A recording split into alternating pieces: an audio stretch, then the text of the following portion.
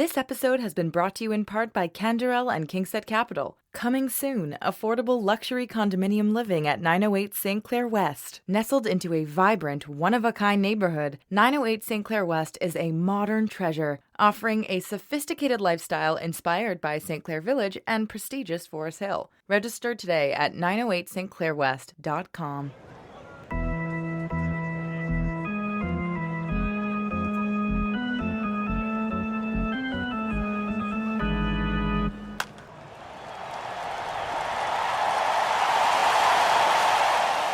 Hey everybody, welcome back to the Benchwarmers, your bi-weekly look at the world of Jews and sports and Uncut Gems, the greatest Jewish sports movie of all time. Yeah, Uncut Gems really having a moment with the. I truly was the actual muse in Uncut Gems. Uncut Gems. Uncut Gems. I know the algorithm is working because like 60% of the videos I get now are just people doing Uncut Gems. Uncut Gems. I apologize to anyone in the future listening to this and just not having any idea what we're talking, or anyone in the present listening to this and not having any idea. I saw a pretty good TikTok today of a woman just with a knife trying to slap it into a jar of jam. That was her Uncut Gem. She was doing it. All right, Uncut Gems. The true muse. The true muse. Let's dive right into it. A lot going on in the world of Jews and sports. And personally, Gabe, I hear you threw your back out. Yeah. How you doing? Is it going to affect I threw your out my game? back. I'm officially old. Yeah. For the first I time, also hurt my back today. How? What'd you do? Oh, I took my daughter up to my parents' place, and it's only like a few blocks away, but it was just incredibly wet outside. So and the sidewalks are still blocked with ice.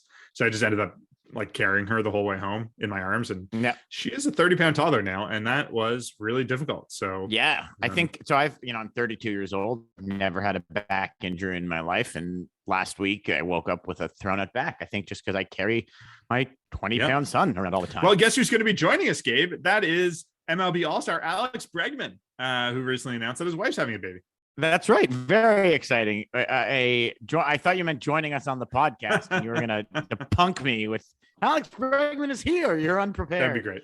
We'll have to have him on for a dad chat next year. That would be a great episode. Get him, Zach Hyman, all Max Winkler, all of our Jewish friends who are fresh dads, former guests, and just like spend 45 minutes, and Mike spend 45 minutes talking about like the nuances of the bris and, you know, what diaper brand we prefer, et cetera, et cetera. Et cetera, et cetera. Yeah. So congratulations to the Bregman family. Big ups to the Bregmans. Lots of muzzle. Yeah. And excited for him. He can join us in the bad back crew. Hopefully it doesn't affect his raking ability. Yeah. He's Alex Bregman. So I'm very happy for him having a baby. I hope they raise a Jewish. Maybe they will. I know he's a proud Jew. And I say this is a man without with a non-Jewish wife, but Alex Bregman is married to a woman named Reagan Howard, which might be the least Jewish name I've ever heard in my life. Like her name might as well be like Christina Worthington III. I don't know if I agree, because Howard is certainly a name that Jews have, at least some Jews. Mo Howard, of course, from the Three Stooges. Was that his real name, or was it like Mo Horowitz? Good question. I think it was like Horowitz or something like that. But it's anglicized version of Jewish names. I think it's if you switch it around. If her name was like Howie Reagan, you could see, like, I could see a Jewish guy whose name was like Howie Roganoff changing his name to Howie Reagan at some point. Howard or Herschel Roganoff is Howie Reagan. Yeah, it's not bad. So anywho, that's one big piece of news. So big muzzle to Alex Bregman. And hopefully my nachas for him will help heal my back. Sure. We should say off the top that we are joined today by Lewis Keene of The Forward, who's sort of, I think, carved out a real beat for himself there as their go-to sports writer. He's been covering a ton of Olympic stuff, and we had a great chat with him about Jewish athletes. His shared with us his love of Sean Green, and caught up on some of the Jewish Olympians. So there is lots of Olympics talk coming towards the end of the podcast, we should say, because that is a pretty timely thing surprisingly deep on the Chinese national hockey team. Yeah. Which, believe it or not, contains a Jewish player, also a Greek American player, which we didn't mention, which I think is just as interesting. If anyone remembers Chris Chelios, the NHL who played until 50, his son plays in the Chinese Olympic team. Definitely an interesting. That's the least. That's not the most interesting story on the team.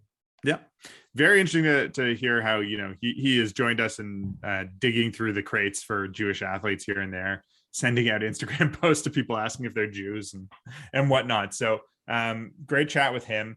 Talked a lot about the Olympics.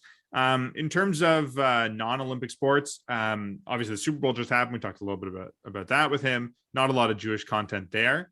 One Jewish story that I think is pretty important, I think we should talk about, is the decision by Tottenham Hotspur to sort of officially move away from what they're calling the Y word. Now, I think if you're Jewish, you know what epithet. Yeah, I think if you're Jewish, you know what the Y word is, and I think it is. So my understanding, again, we're not in England, we're not on the ground hearing this, but Tottenham has this long history of of embracing Jewish players and being a sort of refuge against anti-Semitism in the past. And it has continues to have a lot of Jewish supporters now, and they call themselves the Yid Army. That's just sort of been their epithet for a long time. And now Tottenham is sort of saying they want to pull back from it. They've done studies, they've looked into it, and that's what they've decided. So big change. I don't know. I have no idea how much of an effect it's going to have. We should probably have some Tottenham fans in, or someone from in the soccer world come in the next couple of months and say if there's been any effect of it, because they're a big team. I mean, they're playing on a big stage. They're Champions League contenders. Year in, year out. If you listeners, just to say, are interested in some of the history of this, our one of the first episodes we ever did, way back into the archives of the Menschwarmers, we spoke to David Goss, who's heavily involved in the media around the MLS and Team USA soccer. And he sort of talks a lot about the history of Tottenham and the Yid, what they call the Yid Army, and sort of the North London soccer scene. So maybe we should get Dave back and talk about the new change. One thing I want to mention, sort of very famously Jewish British comedian, David Baddiel, who wrote a wonderful book called Jews Don't Count recently. Maybe wonderful is the wrong word. But he's been pushing the team to get rid of the phrase, to get rid of the Y word, and to discourage it for many, many years. And I should say there are opinions. Interesting, because it's been discussed for a long time.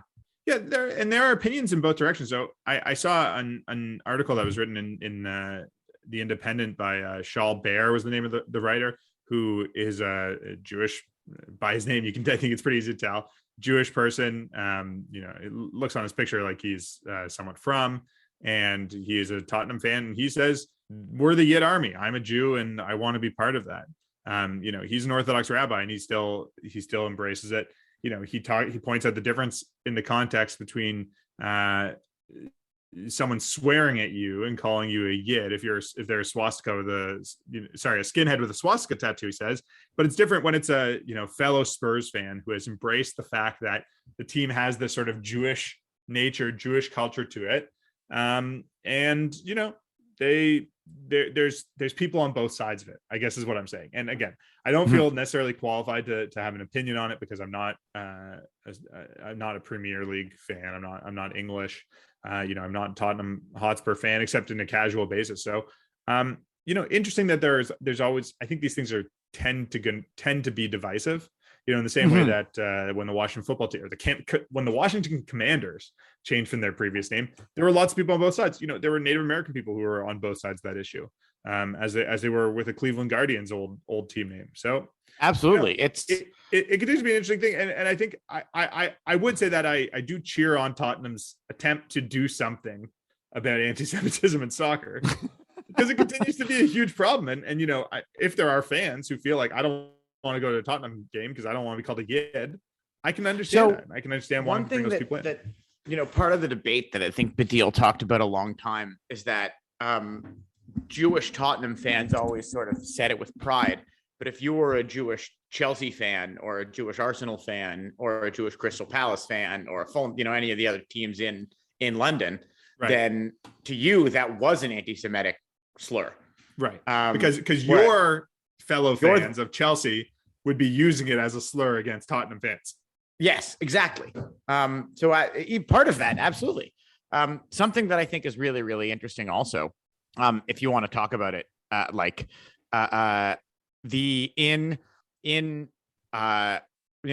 currently the owner of Tottenham, Daniel Levy, like they've been owned by Jews for 75 years. Sure. He's Jewish. The previous owner, Lord Baron Alan Sugar, was Jewish. The Robert Maxwell, the Jewish person before that, was the owner before that, was Jewish. So they've been sort of owned by Jews for a very, very long time. And finally, I think, could be with changing or something that Dan Levy is trying to have as a big, legacy on it, is that it's no longer seen as a point of pride, obviously, from the owner's bucks, let alone the fans. Interesting. Well, something that we continue to monitor. I mean, anti-Semitic chants at soccer games continues to be an ongoing concern. I feel like every 6 months or so we have to talk about some new anti-Semitic scandal in the world of soccer. So it'd be interesting to see whether it has an effect. I mean, you can tell your supporters, please stop saying this, but unless you do something more than that, it's probably not going to change their behavior that much. Absolutely. Speaking of strange things, strange traditions in sports, I want to talk about Washington Commanders defensive lineman Jonathan Allen, who was asked on Twitter this week if he could have dinner with any person living or dead. Right. He answered his father and Adolf Hitler. His grandfather, and Adolf Hitler. And Michael Jackson. Those are the three people. Yes. Presumably his grandfather and Adolf Hitler were different men. Yeah. But I think it's sort of worth pointing out that, he made a very bizarre statement, I think sort of misinformed about the nature of this dinner, and then immediately retracted it and said, I realized that what I said was offensive and I shouldn't have said it, and I'm sorry. And that was that.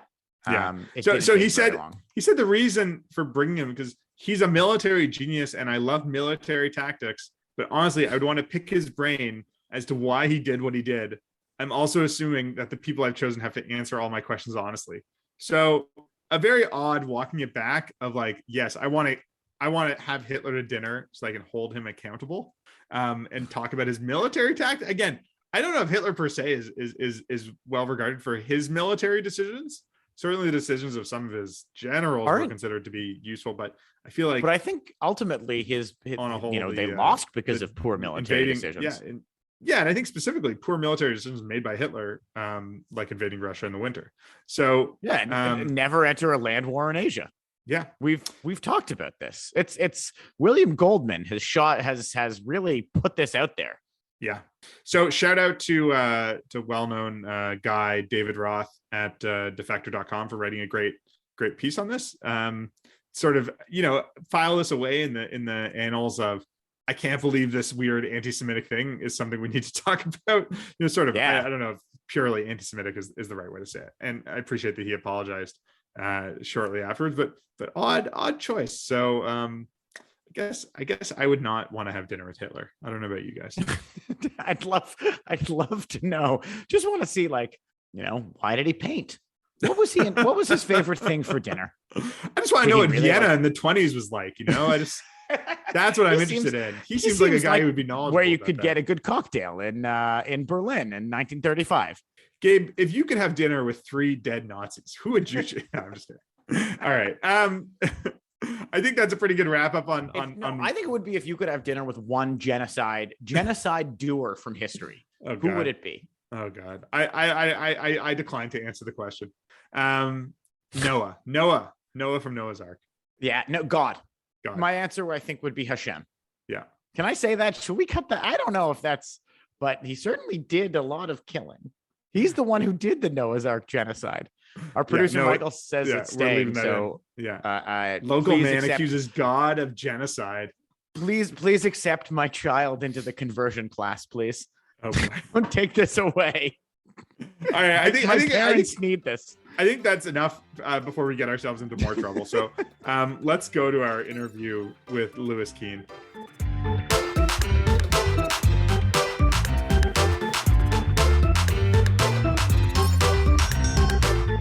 We're joined tonight by Lewis Keane of the Forward, the Verwerts, for our Yiddish-speaking fans. Lewis, how's it going? It's going well, but please don't test my Yiddish. Would it be the Kadima for the Hebrew fans? That's right. Gabe, I guess you went to Camp Forward once upon a time. I went to camp. I thought it was Camp Going Forth, but I think it's the same word, Kadima. Yeah, pretty much. Anywho, anyways, welcome, Lewis. Welcome to our show. Thanks for joining us. I guess we welcome you as well. Although you're not a newbie to this necessarily, but welcome to the Jewish sports media, as it were. It's like five of us, you know. Emily Barak just left JTA for Town and Country, probably the most Gentile magazine ever. So someone will have to pick up her sports beat. And you know, do we have to? Does she get unbat mitzvahed? I'm looking forward to reading her work at Town and Country and seeing her slip in whether someone is just randomly Jewish that she's interviewing. Yeah. I was thinking about that today. Like I'm writing about this mayoral candidate in Louisville who was the victim of an assassination attempt the other day. Oh, and just writing that he's Jewish, like, as a description, a sentence, is something that's very normal in Jewish publications, but like would be obscene in any other context. Absolutely. Right. Comma, who is Jewish, comma, it's like, what? Why is that? It's like, well, yeah, but I'm sure you've come across this as well, that it's like sometimes we'll get in contact with someone and our first question to them is like, just FYI, just ask a question, are you Jewish? And it's like, there's only two people who ask that question. And one group of them is anti-Semites. So, yes. We happen to be in part of the other group that's just interested in, being proud of Jewish athletes or whoever it is. I want to pause for a quick question, just to go back to what you said. You mentioned you were covering the mayoral candidate in Louisville.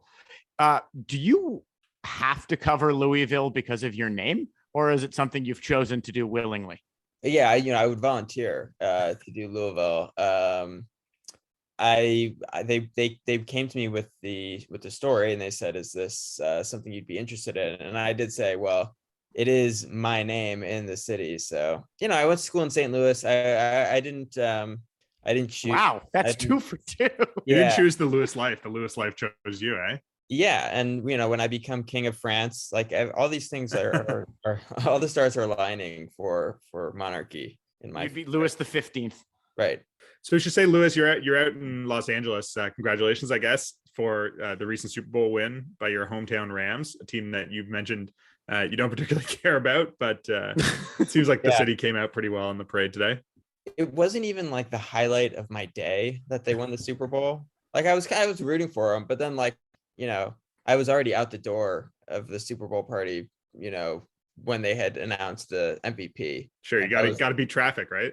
It was literally that. I had to beat traffic, and because I was coming back from the Valley, which I would only go there if I didn't have any other Super Bowl invite, and I did not have any other Super Bowl invite. So are you a Dodgers fan? Like, were you happy for that parade 6 months ago or 18 months ago now? Do we have no sense of time? So the Dodgers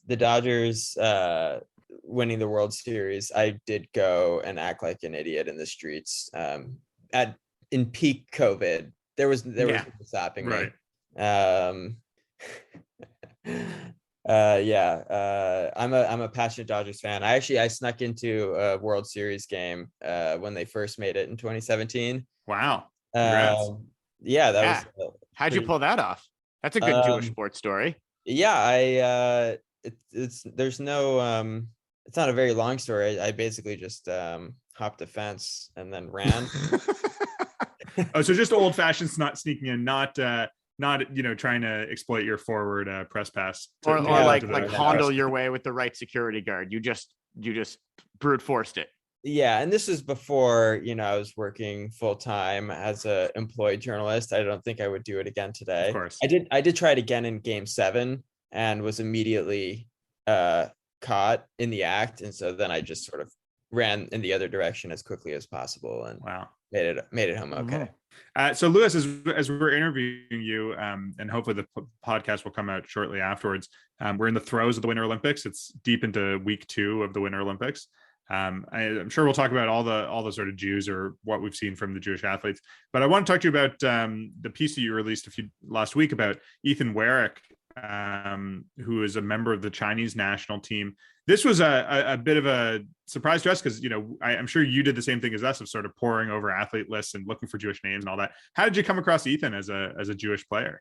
Yeah, so it's an unfortunate but very real part of my job that I go to athletes on Instagram and message them and ask them if they are Jewish. Right. We know that life, man. We know that life. Do you find Instagram or Twitter to be more effective at this? Because we're really looking to improve it. So I've had no luck on Twitter, period. Okay. Not just when it comes to talking to professional athletes, just in general life. Just rule for life is just to stay away from Twitter. Yeah, exactly. But on Instagram, I had actually decent success. And it's very funny when someone replies and just says, "I'm sorry, but I'm not Jewish." So I know. I got to a German bobsledder named Deborah Levy. And I'm like, oh, okay. Right. No one's been talking about Deborah Levy. So I messaged Deborah Levy on Instagram and I said, hey, congratulations on making the Olympics. I write for a Jewish publication and, Levi is a pretty common Jewish name. So I'm wondering if you're Jewish. And if you are, I'd love to help, my readers get to know you better. And she responded a couple days later saying, sorry to disappoint you, but I'm not Jewish. The Winter Olympics were tough because all the Nordic companies had a lot of Bergs, and like the Central European Teutonic countries had a lot of like double N Hoffmans and stuff like that. And it's like, it's a lot of red herrings that it's like, this could be Jewish, but I know better. And this, this Swede, named Kestenberg or something, or Kestenberg's not a good example, but Silverberg, Forsberg or something like that. Yeah. Even Silverberg is a non-Jewish name. And there's a player on the Anaheim Ducks named Jacob Silverberg. And he's not Jewish? He's not Jewish. That's like it's an Anaheim tradition because they had David Eckstein back in the day.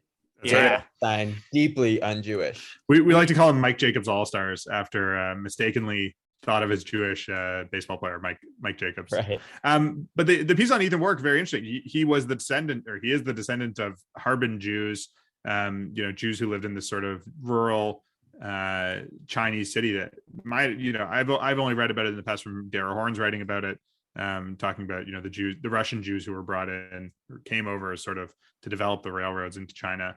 And, that's where he was able to get Chinese citizenship, and similar to a lot of the guys on the US and Canadian Olympic team this time around, sort of like a journeyman guy, cup of coffee, but never really stuck in the NHL after getting drafted. And, interesting to see him get a chance to play in China at these Olympics. It's a very interesting piece about, how these Olympians, some of I think it's really interesting for hockey because for some of the Olympians, they're training their whole life at bobsled or short track speed skating or biathlon or whatever it is. And they're the best who have ever been at that sport. They're just so good at it.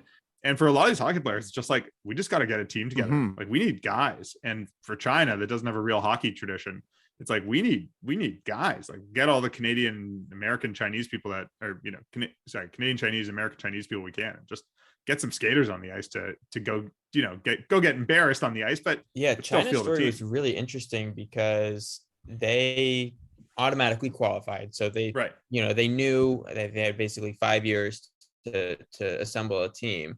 And they didn't want to just, I think they probably would have done a team of combination people like Ethan Warwick and, or just all, Americans who had some sort of Chinese heritage. Right. But they either didn't have enough or they didn't have enough interest. And so they had this hybrid team of half guys who were, Chinese pros who don't play in a very high league or anything like that. They just sort of play professional hockey in China somewhere. And half Americans and Canadians and, other folks who don't speak any Mandarin at all. And they just threw them all in the ring together and gave them like a few months to basically practice and figure it out. Yeah, really, it seems to be mostly the Kunlun Red Star team. They just sort of slapped China jerseys on them and promoted them. right. Are they a good team in the KHL? I have no idea. Yeah, I don't have the sense that they are. Yeah. But sports in China is really interesting. I think about all the high profile soccer players who have just sort of ended their career by securing the bag in China and then just like sort of disappearing, and you never, Some basketball players too, I guess. Some basketball players too, for sure. But it happens with soccer players like kind of mid-career.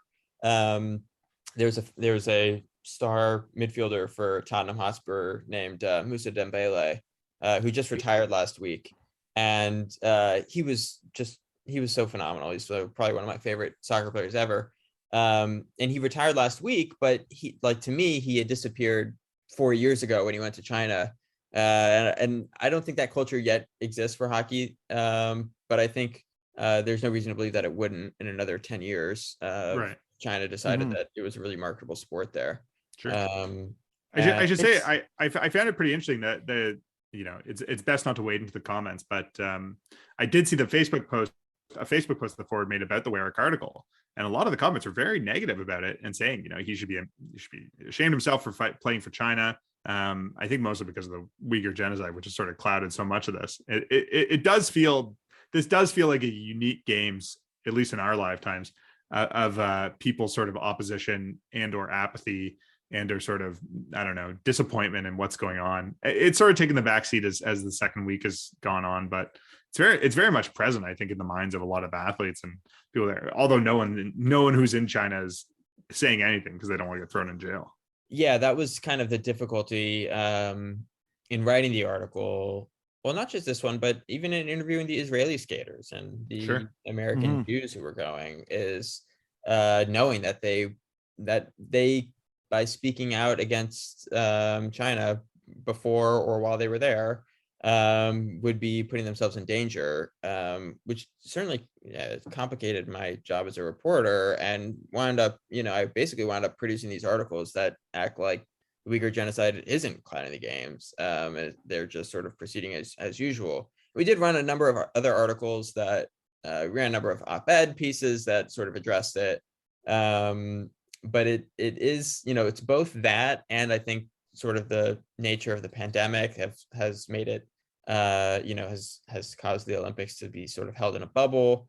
People are getting tested all the time, and their ability to sort of explore mainland China has been like pretty much abrogated. So I think we may start hearing some interesting things once people get back to North America or Europe or wherever they are coming from, and they feel a little less constrained in what they can say. We spoke to David Warshawski last week, 2 weeks ago, and he sort of mentioned his regret. Not he's super excited to play in the games and all that, but that he didn't get to see more of China. That he sort of spent his career playing around the world, and loves to see different cities and travel. He's living in Germany now, and had his family is there. But he was really looking forward to like exploring Beijing. And probably, I assume, learning more about China. But it seems like it's, like a lot of the country is a lot of the time is a very strictly manicured vision that they're giving the athletes of what China is. Yeah, and they spend so much time like with their own teams. Right. Like, I actually went down to the World Cup in Rio, and obviously there's a huge like amount of police cleanup, throwing homeless people in jail, raiding the favelas for whatever reason, leading up to it. But as an athlete, you're being shuttled basically from your hotel to the stadiums and, to the airport and back and forth. And there's very little, you get a very like manicured vision of what's going on there. Right. So it's like, someone like David Warshawski, he's not going to come back with any greater exposure to what's going on with the Uyghurs. It's not like people are going to really be talking about that there. And, even if he could go around in Beijing, like he's probably, any athlete would probably be going to one of 4 tourist sites. And right. It's so I mean, you'd tough hope- because yeah. we, as much as we want to celebrate the athletes and sports and what's going on, it's like it's always, I feel like, in the back of everyone's mind that this is sort of, I don't know, whitewashing so much of what China does wrong. And I don't know, just being cognizant of that. You can be vast and contain Just multitudes. to jump in here, but gold, silver, and bronze washing. They're gold, silver, and bronze washing. Nice. I like it. Yeah, it's I kind of have this naive like feeling that, oh, like Israel really should have held out at the games, like Israel should really be the Right. country that sort of takes a stand and says, never a again. lot of Jews agreed with you. I mean, there's lots of Jews who are in the movement about that.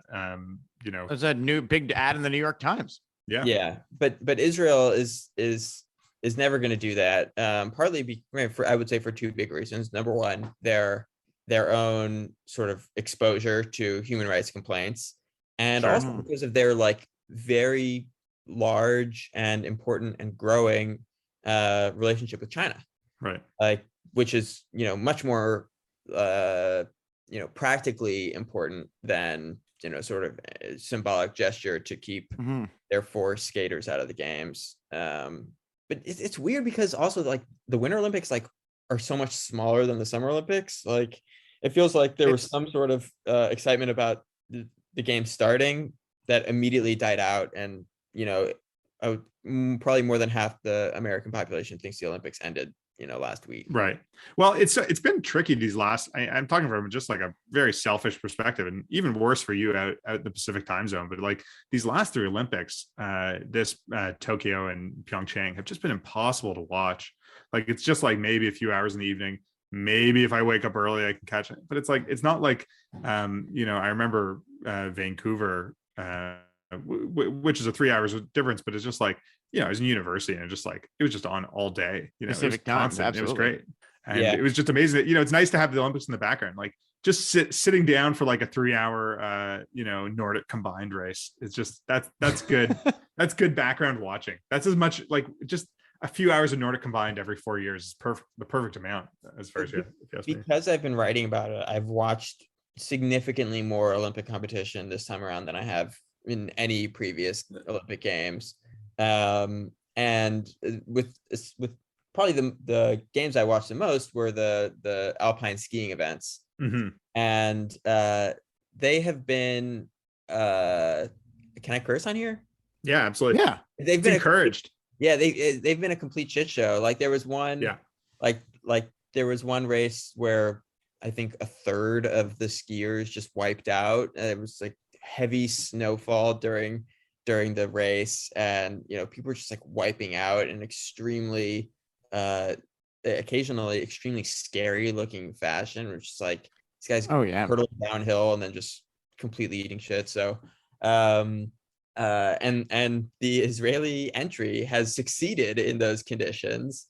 Barnabas Zolish has basically raced better than he ever has in his career, and has probably been the highlight of the games for Israel going into this couple skating on Friday. So he finished. Is he the first Jewish person named Barnabas in 2,000 years? Since like the original Barnabas? I kind of hope so. So he finished sixth in the downhill combined, which I think is that downhill and slalom. What about Barnabas Sanders? He's Barnabas. Is he? I think it's Bernard. Anyway, but Zolas finished sixth in the combined downhill, which I think is some contrived event that can combine. It's the combination of the fastest and the slowest one. Right. Yes. I like why those two are combined. I don't really know. And he was the second fastest and the slowest. Right. Exactly. He came second in the slalom, but then in the actual slalom, he came something in the 20s, which again, still a pretty good performance for him and for Israel. But his sixth in the combined downhill was Israel's highest finish ever in a Winter Olympic sport. So pretty impressive. He's I don't know. He's not just like the guy from representing Timor-Leste or Jamaica who gets to qualify for the slalom because they want as many countries in the Olympics as possible. He can actually, compete and like maybe not win at the World Cup level, but come pretty close. So, and his older brother can compete, although he narrowly missed qualification for these games. Right. And his sister who's Noah, 18. Didn't finish that grade. She, placed 40th, I think, in most of the races, but she's very much an Olympic athlete as well. So they had a great family story. So that was why, and they were both really pleasant to talk to over the phone. So I always root for those folks. So, Right. so who else did you speak to who are Jewish athletes at the games now? So I spoke to Alexei Bychenko, who was a figure skater who basically he skated to Nagila back in 2018, and then this time around he fell during his routine, sadly. Right. So he disappointed. And I've spoken to a number of athletes' parents on LinkedIn. Did you ask them what the proudest moment other than the bar mitzvah was? No. So I sent. So this was I think his name is Daron Levy. He's a Canadian. Oh, Devin Levy. Devin Levy. Yeah. Yeah. He's of course I Jew up his name a little bit. So his family's Orthodox or modern Orthodox, as they say. Yeah, they had like a legit bar mitzvah. I don't know if you saw that video. Yeah. He went to day school. Yeah, there's an excellent video on YouTube, produced I think by his sister or by his cousin, who was in some sort of media school, getting a media degree or communications degree, and she did a short film about this future Canadian Jewish goalie's bar mitzvah, and he's got great panache, and right. I'm sad I did not rate a response from his Instagram, but I was sorry that he didn't get a game as goalie at the tournament. Is too bad. I guess he was just there for the experience and training. But we should say on that note that I'm pretty sure, as far as we know, at least all the Jewish hockey players are out now, because both Canadian and US teams lost in the quarterfinals. China lost in the before that finals? Previous round. Yeah, China lost, but not before our guy Ethan Werrick recorded an assist. So that should definitely go down as one of the Jewish Olympic highlights. I thought it was pretty much geared that, like, eventually, at least there would be a Canada-US game and we'd get at least one sort of Jewish guy at least in the medal round, but didn't happen. They both lost. I don't know if Canada was upset by Sweden necessarily. Sweden's pretty good, but US was definitely upset by Slovakia, I think, or that's what they played, right? Yeah. But Jewish people are kind of coming up dry recently. There were no Jewish Super Bowl athletes this year. Right. Or Jewish owners, which is usually what you can get as a backup. Right. And we had a former, or the Rams were formerly owned by a Jewish person who may or may not have been murdered by his spouse. But oh, geez, that's a whole conspiracy theory that and people think Stan Kroenke is Jewish, but he is definitely not. He is very much not. It's the bad kind of Kroenke. The only thing we had at the Super Bowl this year was Al Michaels doing the announcing, and which led to a great viral clip between him and Eminem. Eminem talking about how much he loves Al Michaels. It's great Jewish sports moment. I don't even think of Al Michaels as Jewish because I associate him with like deep waspiness. Yes. But it's ironically the Do You Believe in Miracles might have been the greatest Jewish Olympics moment ever because of Al Michaels. Right. So we should talk about what the one Jew, as far as we know, who did come up with something so far at the Olympics. That's Emery Lehman, an American speed skater who won a bronze medal in the team pursuit. Is his third Olympics, and he was part of the team that won bronze. I think they were disappointed because they came very close to winning their semifinal match, but they ended up winning the bronze medal match. So that is our only so far, and probably going to be the only Jewish athlete who's going to medal at these games. I don't know what exactly is left that we might hold out hope for. Maybe a few Jewish speed skaters or something like that, but I think that's probably it. I think the USA team figure skating not winning a medal is also a bit of a disappointment. No, they did, didn't they? Then Jason Brown would have won as well. No, No, he wasn't on the team. He didn't have the team. He wasn't on the Nathan team. Chandler. He's on singles. Yeah. He's currently in sixth. So he's currently in sixth. I think it's possible, but I think he's a far shot from winning. He was unbelievable though. That was yes. His, I think he topped out with not being able to, or not having a quad as part of his routine. Run. Yeah. I think he basically scored, as high as one could score. And it's kind of interesting. It's like, oh yeah, like six, like that's really good. Whereas like as an American growing up watching the Olympics, like sixth, like I think of as like sucking, like we don't finish. I mean, sports, as especially in the Canada, there's an old joke that Canada, which is actually true in the Winter Olympics, had more fourth places than medals. So it's Canadian gold. There you coming go. in fourth. So for a long time, it was the best we could do, but now we're doing very well. Yeah, the men's competition I think has wrapped up, but a very solid sixth by Jason Brown. Probably going to be his last Olympics. Not sure if he has another one, and he's 27 years old. It's so hard to judge these people on like a quadrennial basis and be like, well, he's 27 now, so 31 is just going to be too old for really competing at a high level. But he does have a bronze in his past that he won in 2014 in the team event. So right, definitely someone to be proud of. And you never know, maybe 4 years from now there will be some sort of great pandemic that causes the Olympics to be delayed another year. Yeah, who knows what will happen. He'll find some fountain of youth and turn back the clock for another appearance. But we can moving on to sort of your career and your Lewis, two questions for you. The first one, growing up, becoming a journalist in the Jewish scene, were there any Jewish athletes that you spent your life focusing on or thinking about? I mean, it's sort of the Sandy Koufax is probably, I'm guessing, is going to be your answer, but let's go with of the non-Koufax category. I would not say Koufax because I'm in my 30s, so I never saw him pitch. I grew up. We'll feel the same way, to be honest. Like as much as I know him as a name and respect him as a person, I never watched Sandy Koufax pitch. Like and watching the old newsreel footage doesn't really do it any justice. See, I'm actually 75, so I've been able to see him a lot. Right. But so, my family became from when I was like 10 or 11. And like one of the first things that that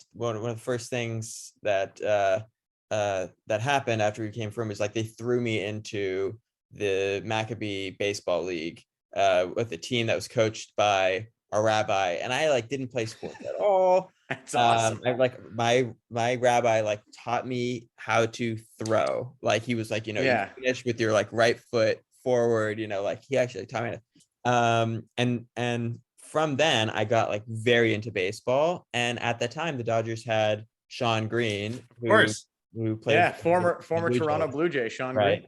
And he was like seriously Jewish, and he was very, very good.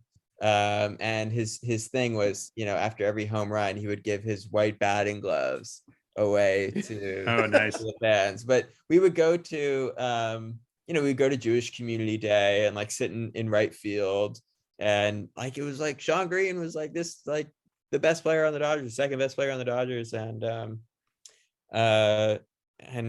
that was like, he had 4 homers in a game when I was like 13. Like he had, I think 47 or 49 homers, which, who knows? Yeah, he had a 30-30 season in Toronto, I believe. Yeah. It's probably a Jewish guy, hitting 40, 47, 49 homers. That's probably when the MLB realized, they should probably go to steroids, He's the one. He's the reason that it was too much. That's a good theory. Yeah. But yeah, I idolized him. There was definitely a period of my life where when I was unable to think of anything to say, like the default way I was starting sentences was Sean Green did blah, blah, blah, or like whatever Sean Green's like batting stats were the day before. That's great. Have you ever talked to him? I haven't. And he's still like kind of around. Like he's like an entrepreneur, like startup guy now, and he's done some stuff in the in the like tech/Jewish space, I want to say. And he married a non-Jewish woman, and it was probably the first like exposure I had to the notion that was like a very like shameful thing in our community. Interesting. Like we love Sean Green, like with like an asterisk, but like but the Shonda. Right, exactly. Exactly. You can never take the politics out of sports. We also haven't talked to Sean Green. We've heard from a number of people we've spoken to that he is as wonderful as you would hope. Yeah, I mean, he just looks like a very, very sweet guy. Looks like a mensch, Yeah, that's sweet swing. but he was vulnerable to the slider. Nah, that's I think it was Cody Decker who worked with him on Team Israel, who said like he spent his life idolizing Sean Green, and he was like everything he hoped he would be and more. Yeah, that's great. Yeah, if I ever see him, I'm gonna ask him for a pair of batting gloves. You know. Oh, that's great. And we should wrap this up soon, but I have got one more story I wanted to tell you, because you and I actually, I don't know if you knew it was me, spoke about this on Twitter before. You wrote an article about a Harry Potter prank at your camp. Yes. Because I wanted to mention the same thing happened at my camp. And just for a little context, Lewis's article, I guess it was a number of counselors decided to ruin the plot of the 7th Harry Potter book by putting plot points around the camp. Did I get that right? The main plot point of that book. Yeah, it's the twist. A certain wizard killing another wizard. Yeah, I think that's right. Right. So at my camp, we had a guy who is now a very successful and relatively famous architect in Chicago, believe it or not. But the day the book came out, it was the day before Visitors Day. So everyone knew they were going to get the books like on the Sunday. But he had his day off on the Friday, went into town, bought a copy of the book, walked right back into camp, locked himself in the camp office and barricaded him in, turned on the microphone and started reading the second to last and last pages. And all of a sudden you heard like out of nowhere, it would be like, "Oh, it was a wonderful summer," said Hermione, like booming across the camp. And then like every speaker everywhere. And then a couple of days, 10 minutes later, you started hearing the banging on the door, like, "Stop, what are you doing? Stop." And like kids were crying on the ground, like people were hiding and plugging their ears. I think it probably happened at Jewish camps all over North America. Yeah, you're not the only other person who told me that it had also happened at their camp. Like other people who went to non-Jewish camps also told me that this had happened. Yeah, they're just saying about the timing of it, that it came out right in the middle of the summer. 17-year-olds. It's like some people had access to it, but like it was such a spoilable. Yeah, and it was at a moment where like spoiler culture was like kind of young. There wasn't a large amount of like discussion about like what kind of spoilers were fair game and which weren't. It was kind of like there were I remember there were videos of like people like spoiler bombing lines to buy the book. Some rough people stuff. in line. Well, it's like in The Simpsons. I can't believe Darth Vader was Luke's father as they're walking out of Empire Strikes Back. Right. Well, Lewis, we should probably wrap it up there. Everyone can read Lewis on the forward. Lewis, anything you want to plug? Or do you have any pluggables? I'm on Twitter at this Lewis. I do have one soapbox item, which is, and it's a scheduled tweet to go up as soon as the Olympics end, which is we have to stop saying that when Jewish people are good in sports, that it's like debunking the myth of the bad, like the Jewish person being a poor athlete or the unathletic Jew. Like at this point, there have been the only people perpetuating that narrative are people writing about Jews in sports. And so like, we should probably just be like, find a new angle, like it can be cool without it being some sort of like greater meaningful, watershed for the Jewish people. So like, obviously when somebody wins a Nobel Prize now, they don't go, "And he's Jewish." Yeah. Like they used to, but probably not anymore. We've crossed that point. But we're right there with you, and I think that's part of our mission as well. So always glad to have another member on board. The tribe of good athleticism, and not being shocked about it. But Lewis, we should let you go. Thanks so much for joining us. Yeah, thanks for having me.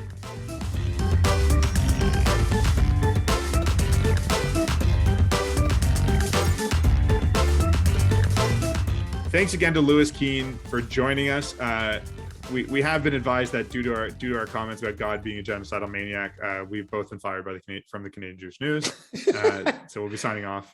This is it ought to be fired mid-podcast, isn't it? Mid-episode. We're firing ourselves, yeah. But that was great. Really great to talk with Lewis. As we mentioned, we lost Emily Burak. So the Jewish sports media world.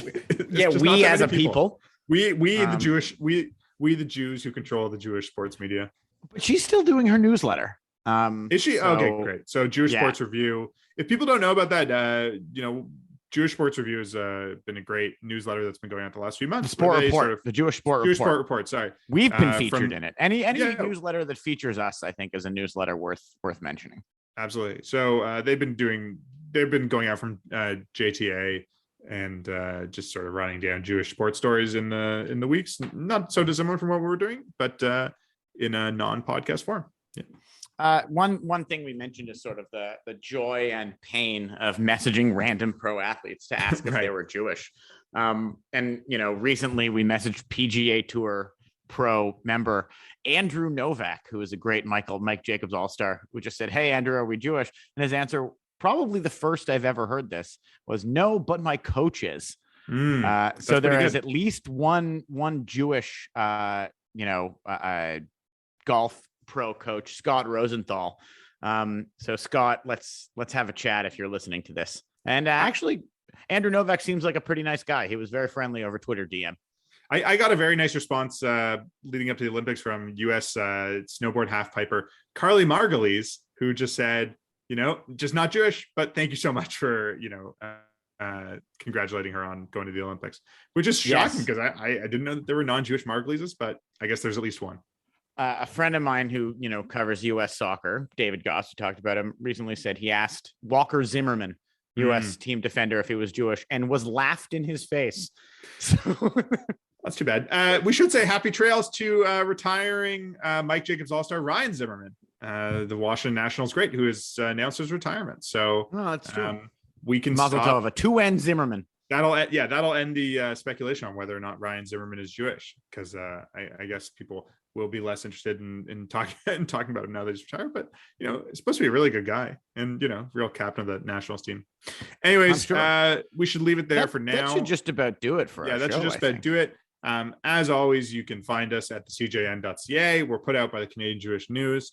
Our producer is Michael Freeman, who I'm going to spill a little secret for everyone who's staying for the credits. Michael showed up half an hour late to our interview today. Can you believe it?